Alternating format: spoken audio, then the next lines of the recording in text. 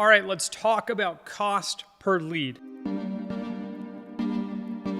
I know it's one of those things where right now you never really know, but you have to look at what your offering is, because you know that the higher the dollar amount, if it's a service or a high caliber product, the cost per lead will also match that. There's going to be no point where your lead generation is 20 cents for a $50,000 offer, right? So you have to literally look at it in comparison.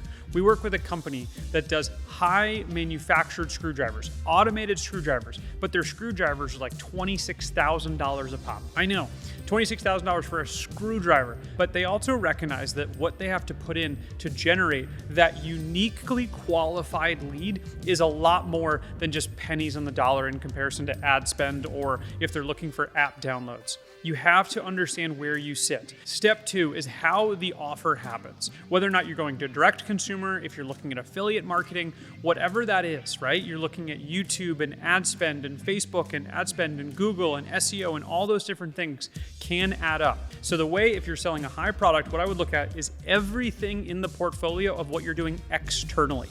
Then at that point, that's how I would determine your cost per lead, because the reality is that marketing goes so wide at times.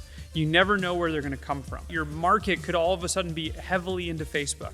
It could be heavily into Google or email outreach campaigns. Whatever those numbers are, wherever those people are, you got to go find them first. So literally take the wide approach first and then narrow it in. But then at that point, A/B test the offer. You have to always A/B test what you're offering, what your service is, what your product is, what your vocabulary is, what your content is, what your video is, whatever it is, you always want to A/B test. If you have one thing out there, you never know which one is working or why it is not working. If you have two running in parallel, you'll have a much better idea. So what is a good cost per lead? Again, you talk about big companies who want app downloads, it's pennies, if not less. That is what they look at as a good lead generation. The second, if you're going higher, you know it's going to be dollars. You know it's going to be potentially hundreds of dollars. And then after that, once you identify step 2, where you're going, then narrow it in and literally A/B test all the time, you can understand what you need to spend. Once you have that metric, once you have that awareness, then at that point, you can put that into the ability to create a budget.